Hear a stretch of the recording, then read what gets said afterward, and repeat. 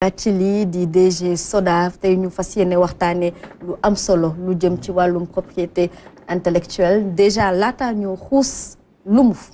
Voilà merci beaucoup jërëjëf laaj bi am na solo lool propriété intellectuelle su ma koy mun a firi ci wolof mooy ak yelleef bu nga xam ne dañ ko jagleel bépp doomu aadama bu nga xam ne da ngay fent ba ngay inventé te soo ko defee mu am loo xam war na la cee fekk maanaam nan laa koy waxee benn ak yelleef daal yu ñu jox ñëpp ñu nga xam ne ñu ngi saytu di fent di inventé voilà loolu lañ naan propriété intellectuelle te la ñuy saytu di ko fent di ko inventé aussi mu war leen mun a jural aussi comme boo xam day dem ci ñoom da ngi mel ne musicien bi su fente ay chanson am na ci droit de propriété intellectuelle chercheur bi su inventé benn machine am na ci droit de propriété intellectuelle businessman bi su créé markam aussi pour distinguer ses services et ses produits aussi war na cee mun a am droit de propriété intellectuelle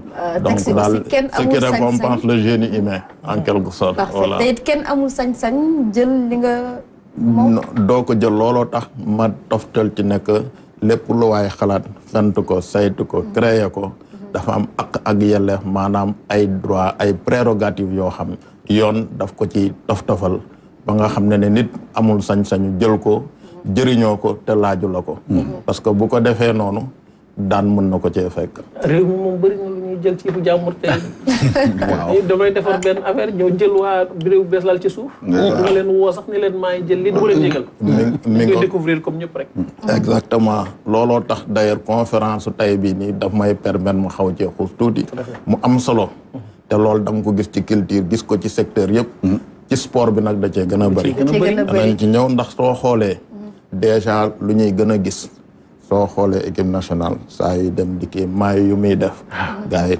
dañuy def contrefaçon maay yi alors que maay yooyu noonu voilà mi ngo voilà loolu am na ci nga ñëw ci côté culture bi aussi soo xoolee nit kuy way lu ñuy jël ci moom bari na nga xool ci combat yenn yi lutte yeeg yooyu noonu problème droit de retransmission dafa bëri ci sport muy ci football muy ci lutte parce que droit boobu noonu dafa nekk un confluent de deux types de droit am nga d'une part ci droit des médias dana ko poursuivre mais d'autre part aussi le droit de propriété intellectuelle aussi à travers les droits voisins aussi dafa am protection bu muy jox organe de radiodiffusion yi donc yooyu noonu yëpp moo tax ñu ne effectivement nu ko ban waxee dëgg la fii bëri na nit di jël lu mu moomul ndax xam na ko wala xamu ko léegi nag loolooy question bi aussi des fois ñu ne ñu aussi peut-être Binta day am idée ban amaale idée bi en même temps maintenant atte bi mooy lan mooy ku njëkk dem protéger wala waaw antériorité mun na doon atte bi waaye xam nga luñ naan idée déjà loolu tamit dama koy bëgg a protéger dama koy bëgg a préciser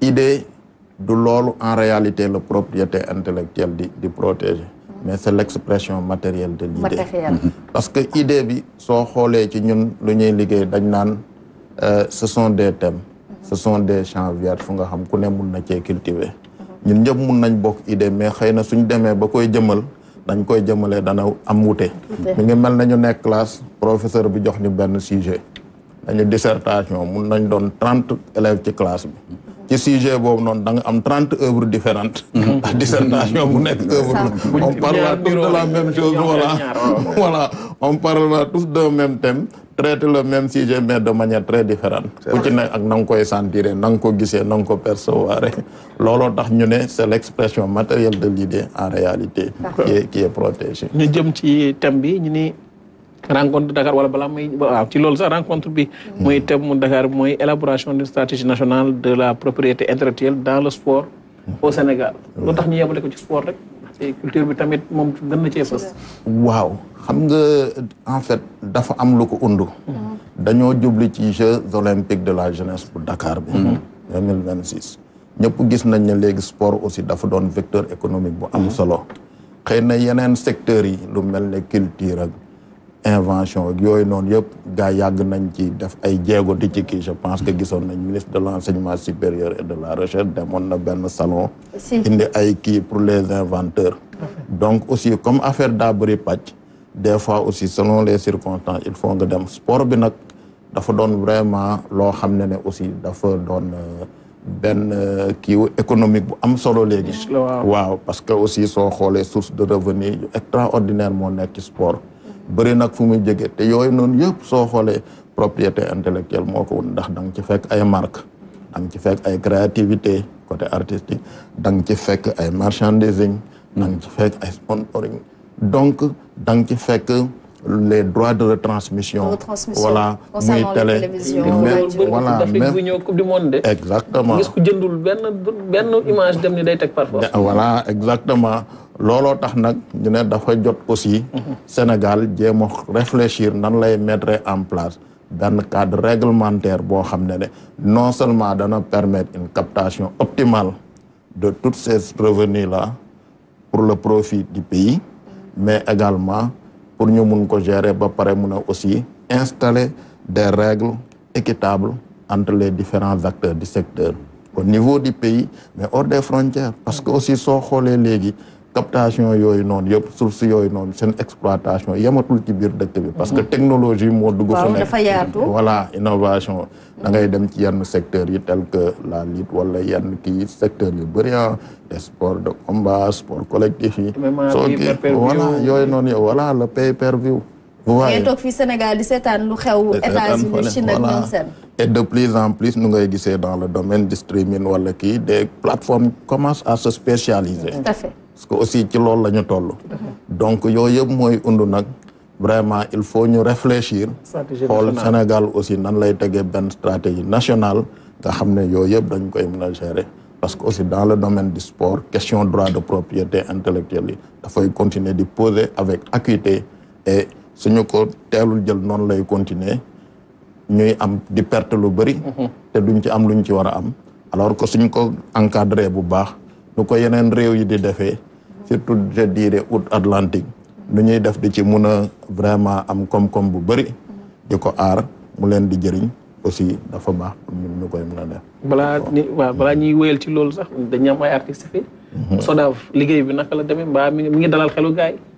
waaw SODAV moom mi ngi jot ay koppar te maa ngi ciy waaj a fay sax fan yii.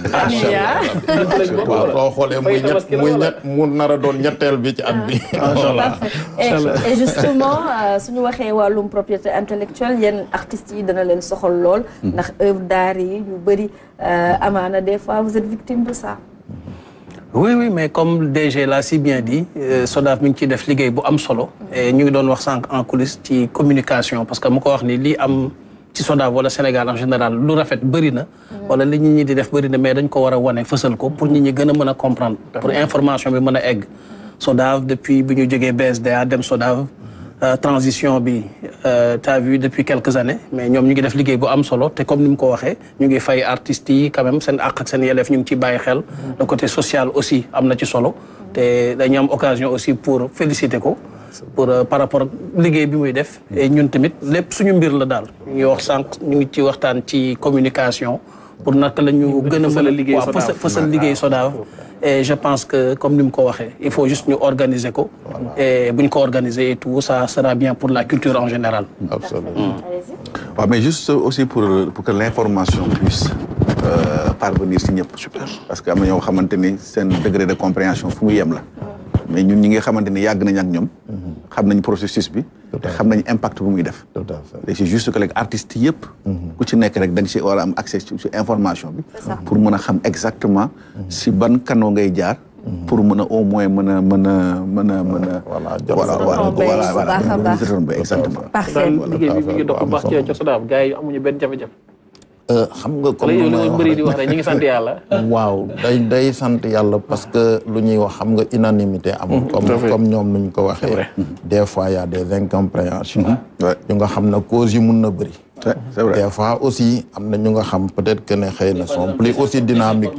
wala jotoo xibaar rek. nga yaakaar ni waaw. voilà yooyu noonu yëpp day am des fois aussi xëy na xamuloo yoon booy jaar parce que lu ñuy wax xam nga un créateur. il faut nga jàng nan ngay rentabiliser say liggéey. c'est ça parce que droit d'auteur du revenu principal un artiste c'est un revenu secondaire dafa fekk artiste bi liggéey na joué na concert wala exploité nañ ko mu am un revenu secondaire buy ñëw yooyu nag day laaj xam ko comme niñ koy waxee information yu noonu yëpp moo tax souvent ñun suñ ñu woowee fenn on va pour sensibiliser. Voilà. tey jii ndaje mi 9h la. ci hôtel Azalaï naka la nar a demee. ñëpp ngeen ci woo wala sportif yi rek ñoo ci war a ñëw. non xam nga ndaje bi ñëpp lañ ci woo. parce que xam nga soo xoolee léegi sport par exemple ak culture ak ñu nga xam ils sont dans le sponsoring ñoo ñëpp dañ ci nekk ba ci hôtellerie c'est-à-dire c'est tout un écosystème. Tout à fait. c'est tout un écosystème da ngay gis ñii ñi ngi ci côté sport bi ñii ñi ngi ci côté animation culturelle bi ñii ñi ngi ci côté peut-être restauration hôtellerie pour qui parce que quand il y a de grands événements sportifs aussi les hôteliers aussi voilà règle du jeu médias yi tamit ñi ngi ci parce que voilà am nañ ci wàll donc ñëpp a ci am wàll les fédérations les acteurs ci seen bopp donc looloo tax aussi on a invité aussi des experts internationaux parce que loolu nag dañ ko def en coopération avec l'Organisation mondiale de la propriété intellectuelle parce que loolu voilà loolu la parce que dafa doon activité boo xam c'est co-organisé par le gouvernement du Sénégal et l'Organisation mondiale de la propriété intellectuelle qui est venue avec sa directrice générale adjointe Madame Sylvie Forbet, de grands experts aussi internationaux en matière de droit de propriété intellectuelle comme le professeur Sirinelli et d'autres sommités qui sont là. Et ce sera ouvert quand même, le propos, en tout cas, le premier thème sera développé par le professeur Abdoulaye Sakho, voilà, qui est vraiment un spécialiste du droit du sport. Voilà. Donc, pour vous dire, il y a des experts nationaux, il y a des experts internationaux, parce que aussi, ils donnent des moments d'échange, des moments d'échange d'expérience, mais d'échange de bonnes pratiques aussi. Voilà, des organisations mondiales de la propriété intellectuelle en tant qu'institution spécialisée des Nations Unies. moom dëkk buy jublu ci loolu rek di ci dem da lay accompagner. voilà loolu donc moo tax aussi ils se sont vraiment intéressés à la chose. ñu ñëw vraiment je dirais que la vice-directrice générale est venue avec vraiment une très grande équipe. Parfait. Voilà. Alors ñu dëgmal JOJ bi bokk na ci lu sabab boobule ndaje ngeen fas yéene waxtaanee stratégie nationale mais déjà est-ce que am na ay ponk yu ñu mën a jàpp jëmale ci stratégie nationale boobee. waaw ponk yi ñu ci mën a jàpp mooy que lu ñu xaar ci livrable. mooy que ne suñu paree ci waxtaan bi nii au moins danañu mun a aboutir à une espèce de cadre réglementaire. boo xam ne lépp luy affaire propriété intellectuelle ci biir sport au Sénégal dana am cadre boo xam danañ ko ci mun a teg ci la ñuy tënku. loolu muy lu am solo. ñaareel bi aussi dana permettre nit ñi mun a xam ne léegi économiquement. sport bi dana war a mun a am lu mu indi ñu créer vraiment des synergies entre les acteurs parce que aussi des fois dana am réeroo yu bëri entre les acteurs yenn questions yi fekk xëy na ñàkk xam moo ko waral. suñ ci paree waxtaan loolu je pense ku nekk su xamee fu muy taxaw xam ci wàllam rek après réeroo dootul mun a am. voilà donc déjà rek ñaari point yooyu nañ ko cité waale aussi ci résultat yu nga xam ñu ngi ko ciy xaar. ci ay panel lay doon wala ay master class. non ay panel lay doon y aura des présentations suivies de discussions. nga xam ne vraiment ku ci nekk dana joxe xalaatam. parce que tout le monde sera là-bas les acteurs en plus des experts il y a les acteurs tout le monde est invité. Parfait. Vraiment. Et du point de niveau